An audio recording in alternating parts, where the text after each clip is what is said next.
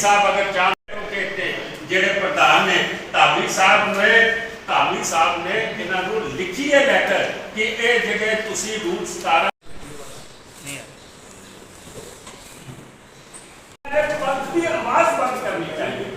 ਅਸੀਂ ਭਗਤੀ ਸਿੰਘਾਂ ਦੀ ਗੱਲ ਕਰਦੇ ਹਾਂ, ਤੁਸੀਂ ਮੰਗੂ ਮਠ ਦੀ ਗੱਲ ਕਰਨ ਨੂੰ ਤਿਆਰ ਨਹੀਂ, ਤੁਸੀਂ ਗਿਆਨ ਗੋਦੜੀ ਦੀ ਗੱਲ ਕਰਨ ਨੂੰ ਤਿਆਰ ਨਹੀਂ, ਤੁਸੀਂ ਨੰਦੇੜ ਕਮੇਟੀ ਪਟਨਾ ਕਮੇਟੀ ਤੇ ਕਬਜ਼ਾ ਹੋਇਆ ਤੁਸੀਂ ਉਹਦੀ ਗੱਲ ਕਰਨ ਦੀ ਤਿਆਰ ਨਹੀਂ। ਅਸੀਂ ਕਰਦੇ ਸੀ ਬੁਲਾਇਆ ਗਿਆ ਸੀਗਾ, ਇਹ ਟੋਟਲ ਇਲੀਗਲ ਔਰ ਗੈਰ ਕਾਨੂੰਨੀ ਢੰਗ ਦੇ ਨਾਲ ਇਹ ਜਨਰਲ ਹਾਊਸ ਬਣਾਇਆ ਗਿਆ। ਕਮਾਲ ਦੀ ਗੱਲ ਇਹ ਹੈ कि प्रधान हरमीत सिंह कालका जी आखते हैं कि मेरे उत्ते प्रेशर सी सरकार का, वो आखते हैं कि मेरे उत्ते सरकार का प्रेशर सीगा कि ਜਿਹੜੀਆਂ कंप्लेंट्स पेंडिंग पईयां ने उन्हां ते एक्शन लें। ਤੁਹਾਡੇ प्रेशर सरकार का हैगा, वो सर प्रेशर तुसीं मानदे हो दिल्ली सरकार का, और दिल्ली सरकार च ਜਿਹੜਾ मंत्री उन्हां दा ਜਿਹੜਾ ਮਿੱਤਰ ਬੈਠਾ ਹੈ, मैं समझदा कि कुछ हो रहा है, लेकिन अकाल तखत साहब को तुसीं कुछ नहीं समझते। वो ਜਿਹੜਾ मंत्री उत्ते बैठा ना सरसा ते कालका अकाल तखत साहब सामने पेश होए सीगे, उदों मैं भी सी, हित साहब भी सी, सरना ब्रदर्स दोवें सी, उन्होंने तुहाडे कोल टोटल हिसाब मंगिया सी, तुसीं वो हिसाब अज तक पेश नहीं। अकाल तखत साहब तक कोई प्रेशर नहीं पड़ा, और अज भी जिहड़ी तुसीं प्रपंच रचिया है ਉਹਦੇ ਵਿੱਚ मैं समझदा वां कि अकाल तखत साहब की चिट्ठी आने तो बाद तुसी उसनूं इग्नोर किया और तुसी अपना काम किया। धामी साहब एडवोकेट हरजिंदर सिंह धामी SGPC के प्रेजिडेंट है, एडवोकेट ने, और SGPC का नॉमिनी होंदा दिल्ली गुरुद्वारा प्रबंधक कमेटी एक्ट के हिसाब नाल, और जो नॉमिनी होंदा इस करके SGPC का कि दिल्ली कमेटी की वर्किंग ठीक हो गई। तुहाडी वर्किंग ते सीधा चैलेंज किया है धामी साहब ने, सिद्धा धामी साहब ने चैलेंज किया, जिसनों बड़े वकील साहब डिटेल तो सारी देन। मैं समझदा अज उन्होंने आख्या कि मैं हाउस ने 2/3 मेजोरिटी के नाल मनुख सार परमजीत सिंह सरना ते सार रविंदर सिंह सरना नूं कढ दिता, मैंबरी उन्होंने खारिज कर दी। मैं एक कोई पहला सवाल है, इस तो बड़ा झूठ की हो सकता है गुरदेव साहब, जदों असीं मैंबर बनते हैं ना गजट नोटिफिकेशन होता, ध्यान नाल सुनना, जदों असीं मैंबर बनते हैं गजट नोटिफिकेशन होता है, डायरैक्टर गुरुद्वारा इलैक्शन करता है, वो गजट नोटिफिकेशन दिखा दें कि असीं तैनूं निकल गए, तुसीं गुरु ग्रंथ साहिब ते हजूर झूठ बोल रहे हो। ये दो मैंबर बैठे ने, सार दारा जी और सार महेंद्र सिंह जी, इन्होंने गजट नोटिफिकेशन करके ये दोवें जिहड़े लॉटरी वाले मैंबर सी इन्हों बाहर कढ़िया सी, और वो भी चैलेंज हो गया, और दोबारा कोर्ट ने ऑर्डर किया, इन्होंने पिछड़ा हाउस अटेंड किया, हाई कोर्ट ने इन्हों अटेंड करने की वोट पाने की पावर दी सी।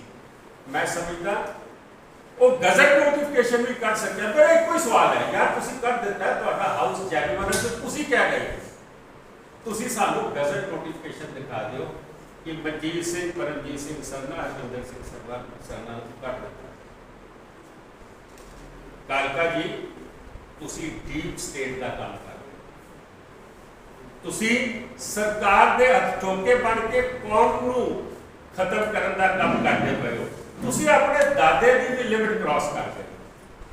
ਇਹਦੇ दादा सरदार जसवंत सिंह कालका ने की कहते हैं जिहड़ा उत्थे बनाया सीगा सरबत खालसा बनाया सीगा, जिहदा लंगर सारा वेस्ट गया सी, लंगर जमुना छुटना पिया सीगा, रामलीला ग्राउंड उत्थे 100 बंदा इकट्ठा नहीं होया, जिथे 20-25 हज़ार बंदा ये सोच रहे सी। और क्यों बनाया सी? अकाल तखत के जथेदार को चैलेंज करने वास्ते, उस वेले धर्मयुद्ध मोर्चे के खिलाफ बोलने वास्ते, और उस वेले की सरकार को खुश करने वास्ते, और अज और फुल पेज ऐड दी सी उन्होंने अखबार के विच इंग्लिश डेली दे विच कि अकाल तखत गलत है, इंदिरा गांधी और राजीव गांधी की सरकार ठीक है। मैं समझदा कि तुसीं डीप स्टेट का काम कर रहे हो, तुसीं अज जिहड़ा प्रपंच रचिया उस प्रपंच दे विच तुसीं पंथक आवाज़ नूं बंद करने की कोशिश कर रहे हो, क्योंकि सरकार को पसंद नहीं है, सरकार को पसंद नहीं है कि असी SGPC हरियाणे की गल करिए, असी पटना साहब कमेटी की गल करिए, असी नांदेड़ साहब कमेटी की गल करिए, असी भाखड़ा नंगल डैम दे विच जो फेर बदल करके 50 करोड़ दिता गया ओदी गल करिए, असी पंजाबी बोलते मसलियां की गल करिए, असी ओ भावें ज्ञान गोदड़ी होवे, भावें मंगू मठ होवे, ओ भावें सिक्किम का गुरुद्वारा होवे, असी ओदी गल करिए, असी 84 के इंसाफ की गल करिए, असी बंदी सिंघां की गल करिए। अज तुसीं आवाज़ को बंद करने की कोशिश कीती, लेकिन एक गल नोट कर लेना, तुसीं गुरु जिथे अकाल तख्त नूं ते डिफाइन कीता ही कीता है, कौम की पिठ ते छुरा मारिया ही मारिया तुसीं, लेकिन अज तुसीं गुरु ग्रंथ साहब नाल तरोक मारिया। मैं फिर दोबारा रिपीट कर रहा, तुसीं गुरु ग्रंथ साहब नाल तरोक मारिया, क्योंकि जिहड़ा जनरल हाउस हुंदा है ना, वो गुरु ग्रंथ साहब का प्रकाश होता है, गुरु ग्रंथ साहब के सामने होता है। तुसीं 2020 च मनु कढ़िया सीगा, 2000 मनु स्टेटमेंट दिखाना, 2020 च मनु तुसीं कढ़िया सीगा मैंबरी तो, जनरल हाउस इदां ही बुला के कि मनजीत सिंह ने चोरियां कीतियां ने, इसनूं सारा हाउस असीं 2/3 मेजोरिटी नाल कढ़दे पए। मनु ओहदा नोटिफिकेशन दिखा दो, गैस नोटिफिकेशन दिखा दो। मैं या किसी मेरे मित्र ने RTI लगाई, और जो RTI लगाई, RTI पूछा गया कि वार्ड नंबर 38 तो मैंबर कौन है, इन्हों के कढ़ण तो 6 महीनों बाद वो जी RTI का जवाब आया सी, वार्ड नंबर 38 तो मनजीत सिंह जी के मैंबर है। तुसीं मतलब 2020 की कढ़िया सी, झूठा कढ़िया सी, गुरु ग्रंथ साहब को यूज किया सी। अज फिर तुसीं 3 बंदे कढ़े ने जिहड़े झूठे कढ़े ने, और तुसीं गलत नोटिफिकेशन गुरु ग्रंथ साहब को यूज किया है। ਇਹਦੇ ਵਿੱਚ ਸਟੇਟਮੈਂਟ ਹੈ ਇੱਥੋਂ, Mr. Sirsa said that Manjeet Singh GK is the first member in the history of DSGMC who has been expelled from the committee after found guilty of fraud of 55 crore ਰੁਪਇਆ by the member। 55 crore ਰੁਪਏ ਦਾ ਮੈਨੂੰ ਕਹਿੰਦੇ ਸੀ ਮੈਂ ਹੇਰਾਫੇਰੀ ਕੀਤੀ, ਤੇ ਮੇਰੇ ਤੇ ਕੇਸ ਕਿਤੇ 1.25 ਕਰੋੜ ਦੇ ਪਏ ਤੁਹਾਡੇ ਤੋਂ, ਬਾਕੀ 40 ਕਰੋੜ ਕਿੱਥੇ ਗਿਆ, ਉਹ 500 ਕਰੋੜ ਕਿੱਥੇ ਗਿਆ ਜਦ ਤੁਸੀਂ ਸਕੂਲ ਗਿਆ ਸੀ। ਅੱਗੇ ਲਿਖਦੇ ਨੇ, ਅੱਗੇ ਲਿਖਦੇ ਨੇ, he said that as the wish of the Sangat and member expelled him from the committee, he said that he was given time for 1 month to explain, but he chose not to respond or apologize against him। मैं उदों भी कहा सीगा कि इन्हां कोल कोई power नहीं किसी मैंबर नूं कड्ढण दी, अज भी कहना कि इन्हां कोल कोई पावर नहीं। मोदी साहब कोल मेजोरिटी है जो राहुल गांधी नूं कढ सकदे ने। अज SGPC दे विच अकाली दल कोल मेजोरिटी है, वो अपोजिशन के मैंबरां नूं कढ सकदा है, मान साहब के मैंबरां नूं कढ सकदा है, बिल्कुल नहीं कढ सकदा। पहली तो गल यह है कि ये झूठा का पलंदा इन्हां ने गुरु ग्रंथ साहब के सूट किया। मैं अकाल तख्त साहब के कंप्लेंट करांगा, क्रिमिनल कंप्लेंट फाइल करांगा, क्रिमिनल कंप्लेंट फाइल करांगा कि इन्हां ने गुरु ग्रंथ साहब नूं वरत के साडे सेंटीमेंट्स को हर्ट किया, संगत की सेंटीमेंट्स को हर्ट किया। एक कंप्लेंट इन्हां दे खिलाफ फाइल की जाए। अगली गल, इन्हां ने जो सानू नोटिस भेजा सी ना, क्या मैंने नोटिस भेजा था, उन्होंने जवाब नहीं दिया, वो हमें मेमोरेंडम भेजा था। कमाल की बात यह है कि ये चेयरमैन एजुकेशन के स्कूलों का पट्टा तभी तो बैठा, इस स्कूल 22,000 बच्चा छड़ के आया, इसलिए 12,000 क्यों रह गया, क्योंकि यहो जे बेवकूफ लोग आके बह गए जिन्होंने पता ही नहीं। मैमोरेंडम किहनूं दिता जाता, मैमोरेंडम इंप्लॉय नूं दिता जाता, बाय एम्प्लॉयर। जो मालिक होता है, आप भी अगर कहीं नौकरी करते हैं तो आपका मालिक आपको मैमोरेंडम दे सकता है, आपकी एक्सप्लेनेशन हो सकती है। हमारे को, हम एम्प्लॉय नहीं है, हम इलेक्टेड मेंबर है, हमारे को संगत ने चुना है, हमारे को ये मेमोरेंडम नहीं दे सकते।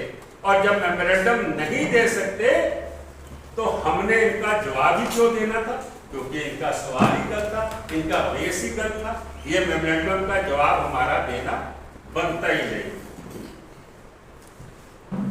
जो हमारी कंप्लेंट कर रहा है उसका खुद के ऊपर क्वेश्चन मार्क है। कमाल की बात है, आप में से किसी जर्नलिस्ट की मैं आवाज सुन रहा था, उसने कहा था आपके पास बाकी की कंप्लेंट्स हैं जिन मेंबरों के बच्चे लगे हुए हैं। कहता मैंने अभी एक्ट पढ़ा नहीं है पूरा, मैंने एक्ट जब मैं पढ़ लूंगा तब मैं देखूंगा। तूने हमारा एक्ट पढ़ लिया, और जो तूने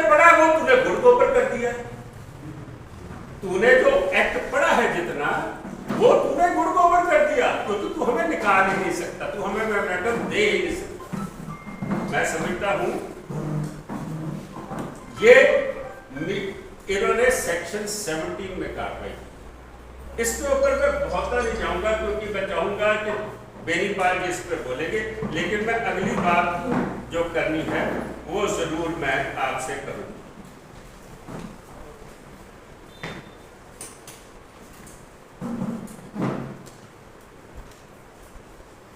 इन्होंने एक बहुत बड़ी कंपनी दुनिया में,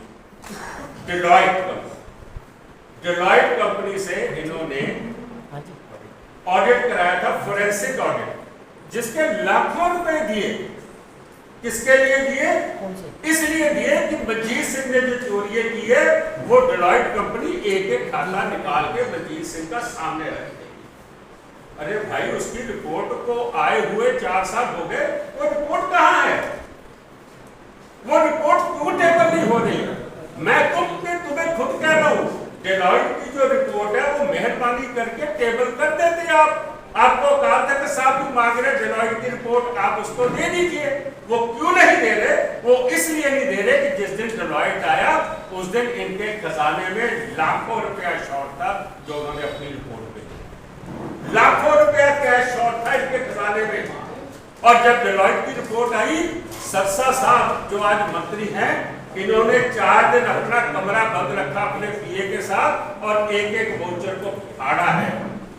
ये आप किसी एम्प्लॉय से पूछ लो, किसी मेंबर से प्राइवेट पूछ लेना, बाकी तो मेंबरों की जो ठहरी। मैं समझता हूं कि वो जो डेलॉयट की रिपोर्ट है वो जरूर टेबल होनी चाहिए। और ये जितने भी इन्होंने इलीगल काम किए हैं वो इनके सामने आने चाहिए।